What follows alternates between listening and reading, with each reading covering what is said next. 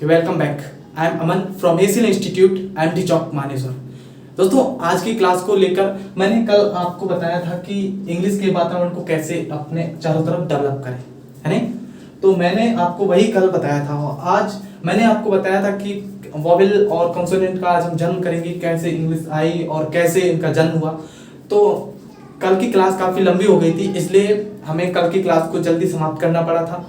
तो आज की क्लास को हम शुरुआत वहीं से करेंगे और हम देखेंगे कि वॉवेल कंसोनेंट यानी कैसे उत्पन्न होते हैं। ठीक है, तो सबसे पहले हम एक फिगर देखते हैं।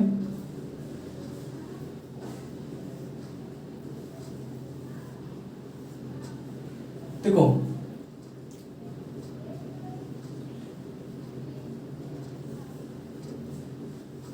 देखो ये कोई एक व्यक्ति है, ठीक है? ये कोई व्यक्ति है और ये व्यक्ति मान लो जब मानव आया होगा, ठीक, यानी कोई जब इंसान धरती पर आया होगा तो उसने बोलने के लिए क्या किया होगा यूज। उसने देखो इसका ये है वोकल कॉर्ड। उसने बोलने के लिए अपने टीथ का प्रयोग किया होगा, है ना? लिप्स का प्रयोग किया होगा, टंग का प्रयोग किया होगा और इसका थ्रोट का प्रयोग किया होगा ना, गले का। तो उसने इन चीजों का प्रयोग अपने वोकल कॉर्ड का प्रयोग किया होगा, है ना? जब कोई व्यक्ति इंग्लिश के वर्ड को अपने वोकल कॉर्ड से निकालता है, कोई भी लेटर हो जब वोकल कॉर्ड से निकालता है तो हम उसे कहते हैं वॉवेल। तब हम उसे क्या कहते हैं? वॉवेल। यानी जब कोई व्यक्ति अपनी थ्रोट से, जैसे ए ए ए, बताओ मैंने कोई भी अपना अंग प्रयोग किया? नहीं किया। ना मैंने चिक्स किए, ना ना मैंने लिप्स किए, ना मैंने टीथ किए, ना मैंने अपनी टंग की। यानी कोई भी चीज को बिना प्रयोग किए जब मैंने कोई भी चीज बोली तो हम उसे वॉवेल कहते हैं।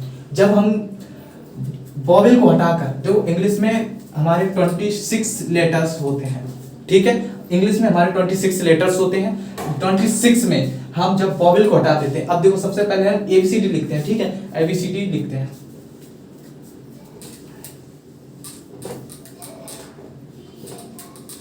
देखो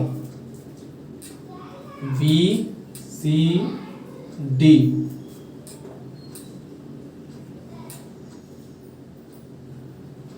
F G H J K L M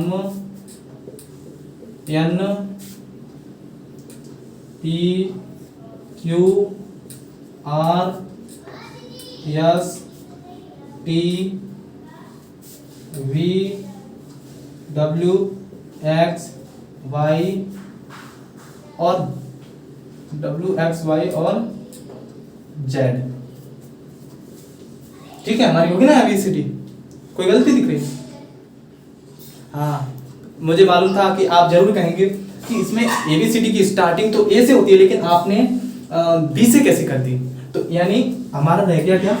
A हमारा रह गया, ई हमारा रह गया, आई हमारा रह गया, ओ हमारा रह गया, यू। यानी कि जो ये 5 हो गए, इन 5 यानी ये 5 वोवेल्स को हटाकर बाकी सारे क्या होते हैं? बाकी सारे हमारे होते हैं कॉन्सोनेंट, ठीक है ना? हमारे ये 5 वोवेल, हम वोवेल को हिंदी में कहते हैं स्वर। हिंदी में जैसे हमारे हिंदी वर्णमाला में जो आ से आ तक होते हैं हमारे वॉवेल यानी स्वर होते हैं, और का से लेके ज्ञा तक हमारे होते हैं कॉन्सोनेंट्स, ठीक है, यानी व्यंजन। तो इसमें देखो आप कोई भी प्रयोग करो, ए ई ओ यू, है ना? आई, तो मतलब वो सारे वोकल कॉर्ड से जो भी वर्ड हमारा वोकल कॉर्ड से निकलता है, लेटर कोई भी हमारा वो वोकल कॉर्ड से निकलता है तो हम उसे वॉवेल कहते हैं।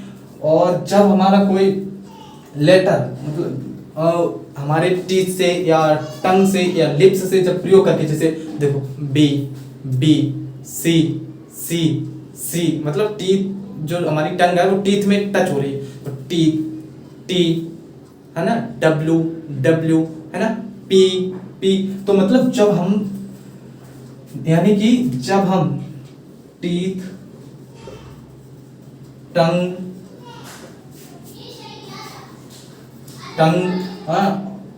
टंग और लिप्स, जब हम टीथ, टंग और लिप्स का प्रयोग किसी भी चीज, कोई भी लेटर बोलने के लिए करते हैं तो वो हमारा हो जाता है जाके कॉन्सोनेंट।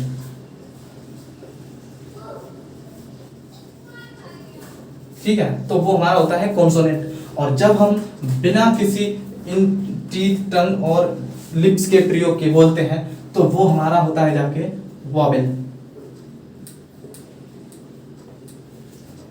तो मेरे विचार से आपको ये वॉवेल और कॉन्सोनेंट का कंसेप्ट तो समझ में आ गया होगा कि वॉवेल कब होता है और कॉन्सोनेंट कब होता है। देखो इसका हम जब विस्तार रूप पता, जब हम एडजेक्टिव पढ़ेंगे, सॉरी एडजेक्टिव में आर्टिकल, जब हम आर्टिकल पढ़ेंगे तब हम इसका विस्तार से पढ़ेंगे कि आखिर वॉवेल का प्रयोग होता क्यों है ना। वॉवेल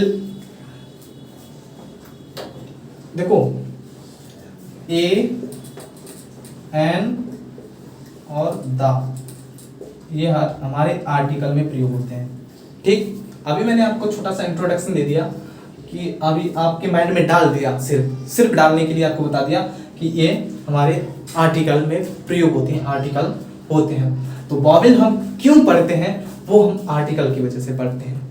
जब हम कोई भी वर्ड को यूज करते हैं, जब उसमें हमारा वॉवेल से शुरू होता है तो हम उसमें एन का प्रयोग करते हैं, और कॉन्सोनेंट से शुरू होता है तो हम उसमें ए, और जब कोई स्पेशल वर्ड हो तो उसमें हम द का प्रयोग करते हैं।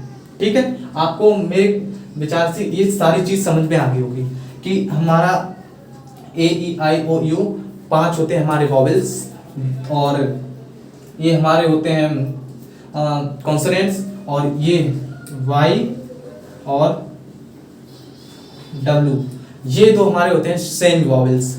ठीक है, सेमी वॉवेल्स ये हमारे तो होते हैं, और ये होते हैं हमारे कॉन्सोनेंट्स। बाकी आप मेरे विचार से आपको ये चीज बहुत अच्छी तरह समझ में आ गई। आई समझ में नहीं, जल्दी बताओ आगे। ठीक है, क्या आगे बढ़े, मैं आगे बढ़ूं? देखो उसमें कोई समझने वाली बात नहीं। देखो जब हम अपने इस वोकल कोड का यूज करके कोई भी लेटर निकालते हैं तो हमारा वो वॉवेल होता है, और बाकी यदि हम हमारे देखो जब हमारी ईयर जाती है ना, पेट से ईयर दबा के, मतलब पेट दबाकर हम कोई वर्ड बोले हैं जैसे एफ, एफ, देखो एफ, अभी जब मैं आपको वो पढ़ाऊंगा ना आर्टिकल, तब मैं आपको समझाऊंगा कि आखिर एफ, एस, एम, मतलब उसके सामने वैसे वो तो है कॉन्सोनेंट, लेकिन उनके सामने हम उसका एन का यूज क्यों करते हैं, वो सारी चीज आपको समझाऊंगा मैं। तो मेरे विचार से आपको समझ में आ गया होगा, तो हम टाइम ना लॉस करते हुए अपने आगे बढ़ते हैं, आगे के कंसेप्ट देखते हैं। देखो आपको ये तो पता चल गया, अब हम आज से स्टार्ट करेंगे हम इंग्लिश पढ़ने की छोर पर। यानी मैंने आपको ये सिखा दिया कि हम हिंदी के वर्ड इंग्लिश में कैसे बनाते हैं। आप मेरे विचार से सीख चुके होंगे और सही से समझ में आ गया होगा आपको। यदि नहीं आया तो आप मुझे तुरंत वीडियो देख के कमेंट में बताओ कि आपको मुझे ये चीज समझ में नहीं आई, तो मैं उस पर वीडियो बना दूंगा, है ना। आप बताते रहो तो मैं डाउट क्लास ले लिया करूंगा संडे को, यदि आप कमेंट करके बताएंगे तो।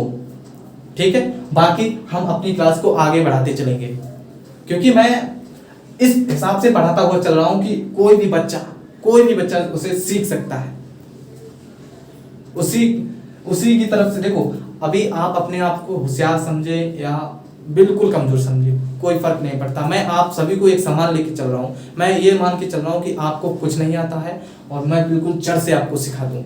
आपको पेशेंस रखना है, तभी आप ये सारी चीज सीख पाएंगे। ठीक है, तो चलते हैं, आज हम देखते हैं प्रोनाउंसिएशन ऑफ वॉवेल्स।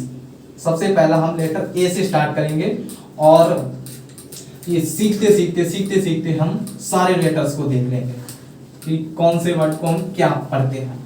ठीक है, देखो सबसे पहले हम प्रोनाउंसिएशन ऑफ वॉवेल्स देखते हैं। CIATIO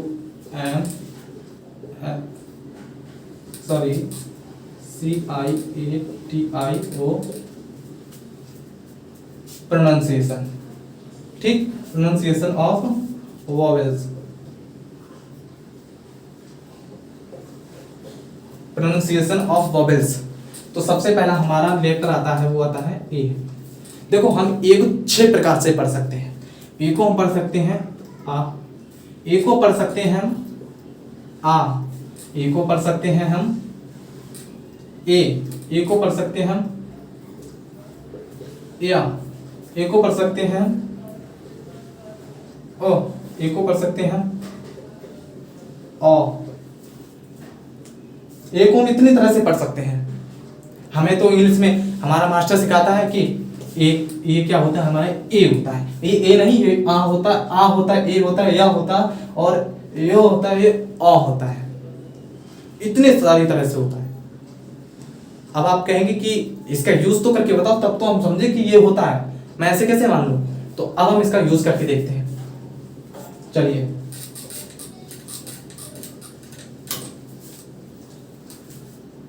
आप अपनी एक किताब लीजिए। मैं आपको बता दूं, जब हम ये सीखते चलेंगे ना, तो आप अपनी किताब उठाइए और किताब को उठा के, आपको कुछ नहीं करना, आपको इंग्लिश समझनी नहीं है, कुछ नहीं करना। जो मैं बताता चलूं तो आपको वही वही करना है, इंग्लिश आप सीख जाएंगे। ठीक है, जैसे अभी आज मैं ए के कुछ रूप देखूंगा, मतलब कुछ उच्चारण बताऊंगा कि ए का उच्चारण कैसे यूज करते हैं, तब कब क्या होता है। ठीक है, तो आप वही उच्चारण देखिए, किताब में कोई भी वर्ड हो आप उसे तुरंत देखिए, उसे उच्चारण करने का कोशिश कीजिए। ठीक, तो चलिए देखो, जब किसी 5 लेटर के, मतलब 5 लेटर से अधिक के वर्ड में क्या है, जब कोई वर्ड है, मतलब जो 5 लेटर का है या 5 लेटर से अधिक का है। ठीक, जब कोई वर्ड है 5 लेटर का है या 5 लेटर से अधिक का कोई वर्ड है, ठीक, उसमें यदि हम ए एन या ए एल या ए आर या ए एन टी या ए एन सी ई, देखो या तो ए एन लगा मिलेगा, या ए एल लगा मिलेगा, या ए आर लगा मिलेगा, या ए एन टी लगा मिलेगा, या फिर हमारा ए एन सी ई लगा मिलेगा उसके अंत में। ठीक, मतलब जब किसी 5 लेटर या 5 लेटर से अधिक के लेटर्स के वर्ड में A N, A L, A R, A N T या ए एन सी लगा हो, तो उसका, तो उस ए का उच्चारण सामान्यतः हमारा आ होता है। क्या होता है, हमारा आ होता है। ठीक है, आपको ये बात समझ में आई। जैसे देखो, सबसे जैसे हम ले लें अमेरिकन।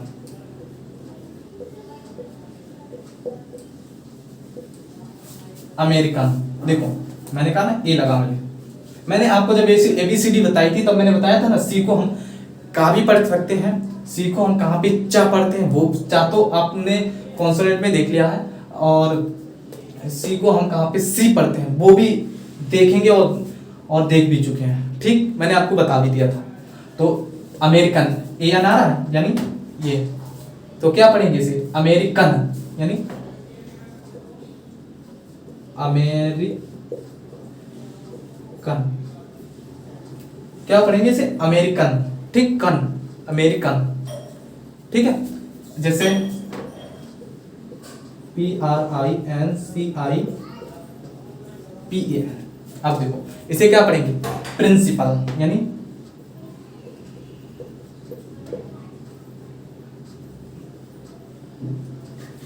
प्रिंसिपल।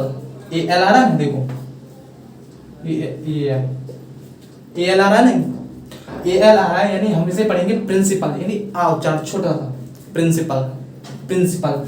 जैसे हमारा हो गया है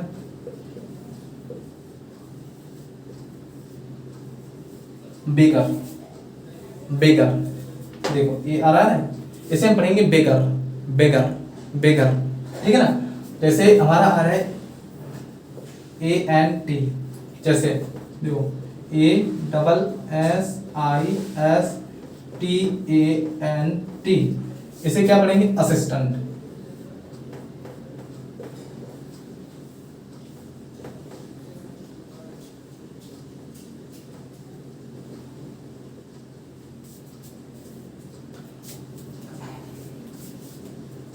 सॉरी,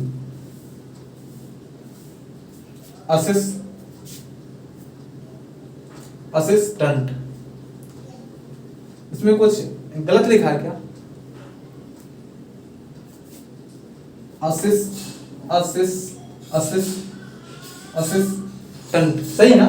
ठीक है, तो असिस्टेंट, ये हम इसे क्या पढ़ेंगे? टंट, TAN लगा तो असिस्टेंट हो गया। ठीक है, तो ऐसे ही हम इसे, यदि हम इसे करें तो हम इंस्टेंस, TANC, इसे हम पढ़ेंगे इंस्टेंस, जैसे यानी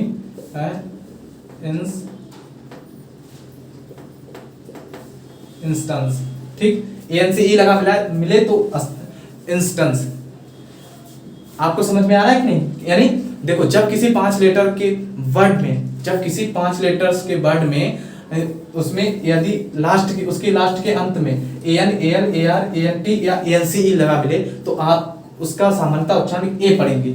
ठीक, आ पढ़ेंगे। ठीक, आ, यानी ए का उच्चारण आ कब होता है? जब किसी वर्ड के अंत में, जब किसी 5 लेटर्स के वर्ड के अंत में AN, AL, AR, ANT या ANC लगा मिले तो हम उसका उच्चारण सामान्यतः आ पढ़ते हैं। अब मैंने आपको ये समझा दिया, मेरे विचार से आपको ये समझ में आ गया होगा। हम नेक्स्ट रूल इसका देखते हैं।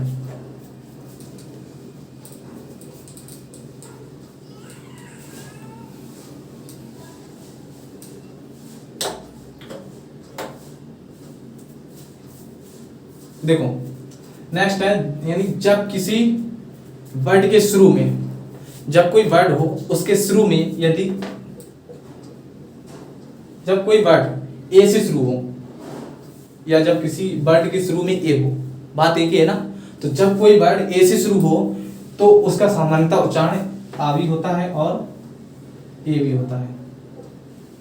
आ भी होता है और ए भी होता है। यानी जब कोई वर्ड ए से शुरू हो तो उसका उच्चारण सामान्यतः हमारा आ होता है या ए होता है।